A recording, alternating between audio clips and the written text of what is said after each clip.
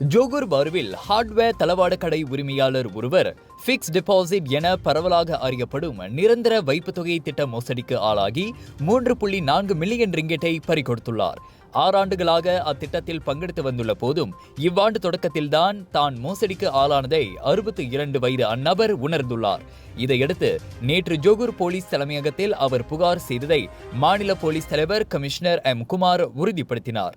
நல்ல லாபம் பார்க்கலாம் என கூறி கோலாலம்பூரைச் சேர்ந்த வங்கியாளர் என அடையாளப்படுத்திக் கொண்ட பெண் ஒருவர் 2018ஆம் ஆண்டு அம்முதியவருக்கு அந்த நிரந்தர வைப்புத் தொகை திட்டத்தை அறிமுகப்படுத்தியுள்ளார். அத்திட்டம் கவர்ச்சிகரமாக இருந்ததால் அதில் இணைய ஒப்புக்கொண்ட அவர் 2019 முதல் இவ்வாண்டு மார்ச் வரை 10 முறை காசோலைகள் வாயிலாக மொத்தம் 3.4 மில்லியன் ரிங்கெட்டை அப்பெண்ணின் கைகளில் ஒப்படைத்திருக்கிறார். 2020ஆம் ஆண்டு வட்டி பணமாக 70,000 ரிங்கிட் கிடைத்ததால் அவருக்கு சந்தேகம் எதுவும் ஏற்படவில்லை.